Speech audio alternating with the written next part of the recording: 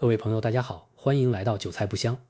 今年夏天 Palantir 的 CEO Alex Karp 又把整个硅谷得罪了一遍。他公开炮轰大模型公司，认为很多企业一边疯狂给 OpenAI、Anthropic 这些公司付钱，一边又把自己最宝贵的数据、行业经验和内部知识不断交出去。最后模型公司越来越懂你的生意，你自己却只拿回来一张越来越贵的 token 账单。这话听起来很像 Karp 一贯夸张的风格。可这一次市场没有把它当成炒作，因为 Palantir 刚刚交出了一份几乎让整个软件行业都显得有点慢的财报。第二季度收入接近翻倍，美国商业业务增长更快，利润率反而继续上升。财报后的一个星期，股价累计上涨接近40%。过去2年，大家一直在问 AI 什么时候真正赚钱，而现在 Palantir 正在给出一个很不一样的答案。也许真正值钱的不是谁造出了最聪明的模型，而是谁能把这些模型接进工厂、航空公司、医院和战场，让 AI 真正开始替企业做决定。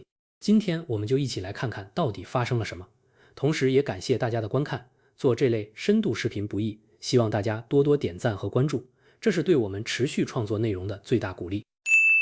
如果你是一家大公司的 CEO， 过去2年的 AI 采购其实非常容易开始。给员工装一个聊天助手，让程序员用 AI 写代码，让市场部自动生成文案，让客服机器人回答一些简单问题，这些都有效果，而且效果很直观。但再往下走一步，事情就突然变难了。假设你是一家航空公司，一个大模型当然知道飞机怎么维修，也知道发动机原理，甚至可以帮工程师总结几千页维修手册，但真正决定一班飞机明天能不能起飞的，不是这些公开知识，而是你公司今天哪一架飞机出了问题，哪个零件仓库还有库存，维修人员在哪里，下一班航班什么时候出发，哪一架飞机如果继续延误会让后面10几个航班一起乱掉。这些信息散落在完全不同的系统里，一个聊天机器人不会自动知道。再假设你是一家制造公司，你问 AI 怎么降低库存，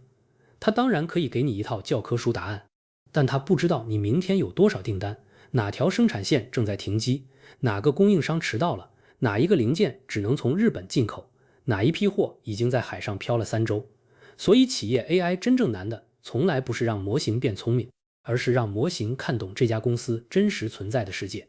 这恰好是 Palantir 过去20多年一直做的事情。它有一个听起来很抽象的东西叫 Ontology， 如果简单说，就是把企业那些乱七八糟的数据重新翻译成一个真实世界的地图。数据库里的一行编号变成一架飞机，另一个编号变成一个发动机，再一个编号变成某个仓库里的零件，然后系统知道这架飞机用了哪个发动机，这个发动机缺什么零件，哪个仓库有货，哪个工程师有资格维修。到了 AI 时代，这张地图突然变得特别值钱，因为大模型负责思考， Ontology 负责告诉模型你现在到底面对的是谁。这也是 Palantir 这次电话会议真正讲清楚的一件事情。他根本不想和 OpenAI、Anthropic、Google 或者 JaxAI 去比谁训练的模型参数更多，那场比赛太贵，而且模型更新太快。今天最好的模型，半年以后可能就不是最好的。Palantir 反过来想做一件非常聪明的事，谁赢都可以。你的模型最好，我就接你的。明天另一个模型更便宜，我可以换。客户不想数据离开自己的服务器，那就接本地模型。Palantir 真正要守住的是模型上面的那一层，企业的数据、权限、业务关系和真正执行动作的能力。Karp 给这套逻辑起了一个很会传播的名字，主权 AI。模型可以租，公司的大脑不能租。这个故事为什么最近突然开始被企业接受？因为很多公司真的已经被第一轮 AI 热潮教育过了。最开始董事会问的是我们有没有 AI， 后来老板发现大家都买了 AI 以后，又开始问AI 有没有创造价值？这2句话听起来差不多，实际上完全不是一回事。第一个问题可以花钱解决，第二个问题要改业务。Palantir 最擅长的恰恰是后面这个麻烦活。他甚至创造了一种很不像传统企业软件的销售方式，叫 Bootcamp。传统软件怎么卖？先开会，再做需求分析，再演示，再采购，再实施。半年过去了，大家还在讨论系统接口。Palantir 现在跟客户说，别讲那么多，我们拿一个真的问题来做。官方给 Bootcamp 定的时间甚至只有5天，5天里把真实数据拉进来，直接做一个可以运行的案例。比如一家企业说销售线索太多，员工处理不过来，那就让 AIP 先判断哪些线索更重要，自动整理背景信息，再让销售人员只处理真正有机会的客户。有客户使用 AIP 以后，同样的人手可以处理超过过去100倍的销售线索，处理时间缩短90%以上。这种案例为什么重要？不是因为数字听起来漂亮，而是因为企业老板终于能看见 AI 和利润表之间的桥。再看 United Airlines， 航空公司最头疼的事情之一是飞机突然需要维修，一个小故障如果处理慢了，不只是这一班飞机晚点，机组人员会错位，后面的航班会被拖累，旅客要重新安排，行李也要重新调度。United 把 Palantir 用在技术运营以后，已经避免了接近300次延误和20次取消。这不是一个 AI 帮员工写邮件的故事，每避免一次飞机取消都是真金白银。再比如福基楚，他把 Palantir 的数据整合和自己的机器学习结合以后，3个月就找到了每年大约900万美元的成本节约。这些案例对 Palantir 的意义比100个 AI 功能列表重要得多，因为他们把一个原本很抽象的产品变成了老板能听懂的话，少延误，少库存，少浪费，多销售。这也解释了为什么美国商业业务突然加速。过去很多人觉得 Palantir 最大的问题是产品太重，它不像普通 SaaS 软件，刷信用卡就能用，它需要工程师进客户现场，需要把一堆复杂系统接起来。可到了 AI 时代，这个缺点突然翻过来了，因为真正有价值的企业 AI本来就不可能只靠一个网页聊天框完成。大型企业内部有几十年留下来的旧系统，有 SAP， 有 Oracle， 有自己写的软件，有 Excel， 有各种权限，还有很多连管理层都说不清的数据。模型公司最强的地方是智能， Palantir 最强的地方是把智能塞进这种乱七八糟的现实。这就是为什么 Alex Karp 最近总爱嘲笑一个词 Token Maxing， 意思大概是企业把用了多少 Token 当成 AI 进步，今年买1亿个 Token， 明年买10亿个，好像数字越大公司就越智能。 Karp 的态度非常简单，我不关心你烧了多少 Token， 我关心你到底干成了什么。这实际上也是 Palantir 和大模型公司的商业模式差异。模型公司天然希望你调用越多越好， Palantir 则希望自己进入一个非常关键的工作流程，一旦这个流程真的在系统里运行，客户会越来越难离开。因为你换一个聊天机器人很容易，把整个工厂的生产逻辑、权限、供应链和历史数据重新迁移一次非常难。所以 Palantir 真正追求的不是让每个员工每天打开软件10次，而是让公司某些最重要的决定离不开这套系统。如果这个战略成功，它最后会很像企业的 AI 操作系统，而政府业务又给这个故事加上了一层普通软件公司几乎复制不了的东西。美国军方可能是全世界最变态的软件客户之一，这里的变态不是骂人，而是使用环境真的极端。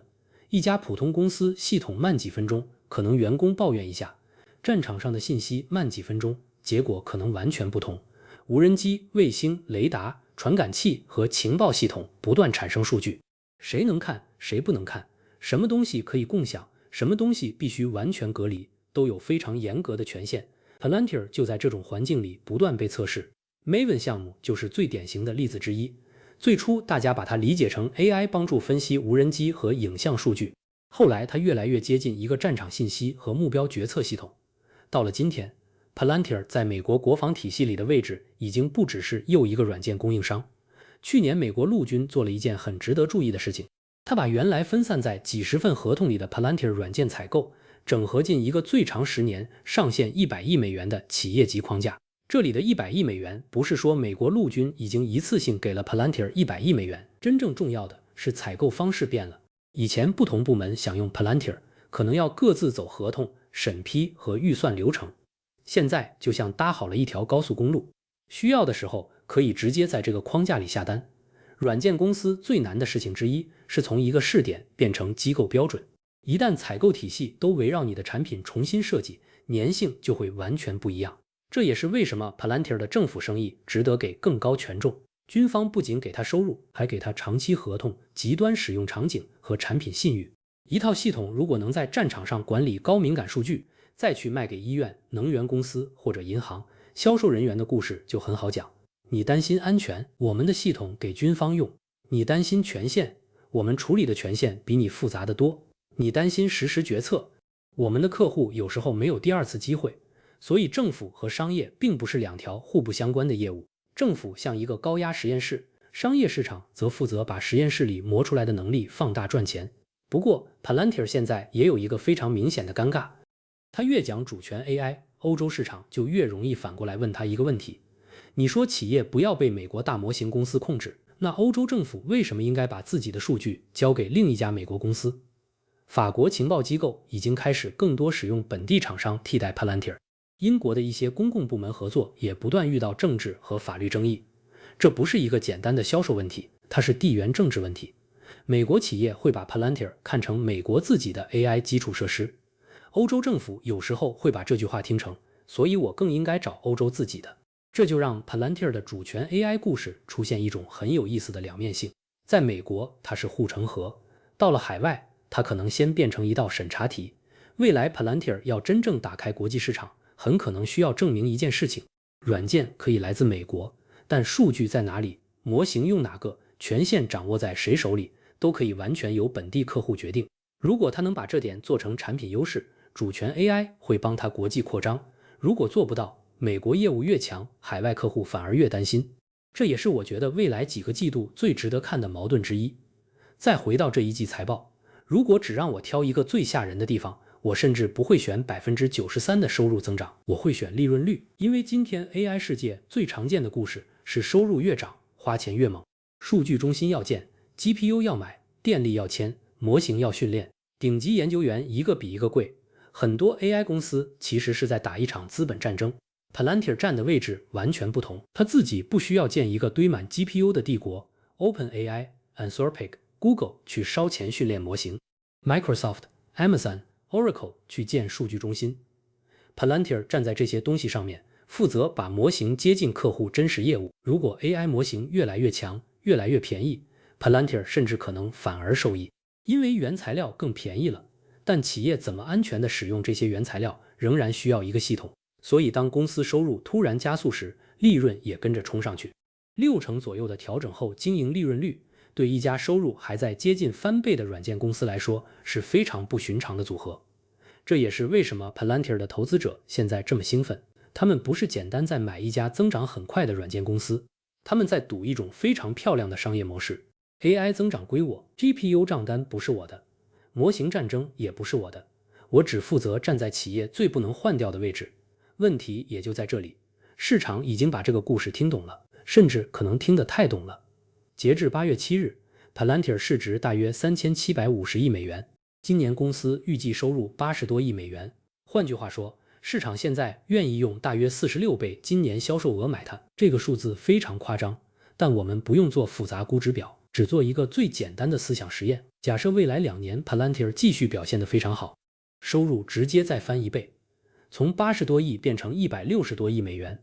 这已经是绝大多数大型软件公司做梦都不敢想的速度。可如果到了那个时候，市场觉得公司已经长大了，不再愿意给40多倍销售额，只给20倍，你会发现公司收入翻了1倍，市值可能还没有今天高多少。这就是现在 Palantir 最残酷的地方，你不能只是看对公司，你还必须看对速度。很多股票的空头需要证明公司要出问题， Palantir 不需要。空头完全可以承认它产品优秀，客户粘性强，政府业务稳，商业业务还在爆发。他们只要说一句，未来没有现在股价想象的那么完美就够了。而多头真正压的是 Palantir 会从一个很厉害的软件供应商变成企业 AI 时代的基础层，模型不断换，客户不换 Palantir。AI 越普及， Palantir 的位置越核心。如果最后真的发展成这样，那今天看起来极端的估值，未来未必不能被消化。但如果 OpenAI、Anthropic、Microsoft、Google 慢慢把数据连接、权限、工作流和企业集成都做得越来越好，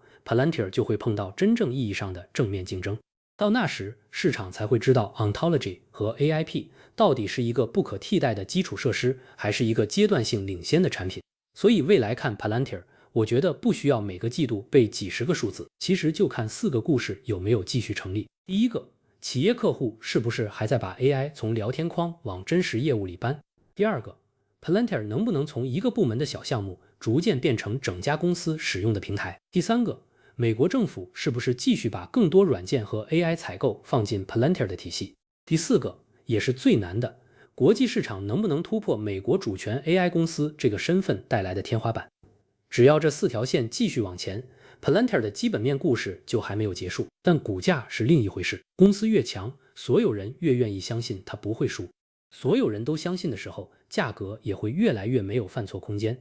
这就是为什么 Palantir 现在特别适合用一句看起来矛盾的话来总结：我可能比以前更喜欢这家公司，但也比以前更难喜欢这只股票的价格。第二季度财报证明， Palantir 确实抓住了企业 AI 从会聊天走向会干活的那个节点。Alex Karp 的很多话听起来夸张，甚至有点像在故意挑衅整个硅谷，但他有一点可能说对了，未来真正有价值的不一定是哪个公司拥有最聪明的模型，而是谁能让模型进入现实世界，并且在现实世界里做出正确的事情。Palantir 现在就是在赌自己会成为那一层，如果赌赢，它可能会成为 AI 时代最重要的软件公司之一；如果赌输了，3000多亿美元的市值会让任何一点失望都变得非常昂贵。公司越来越强，故事越来越好听，股票也越来越难买，这才是 Palantir 第二季度财报以后最值得投资者认真想的问题。感谢大家观看，希望大家多多点赞和关注，这是对我们持续创作内容的最大鼓励。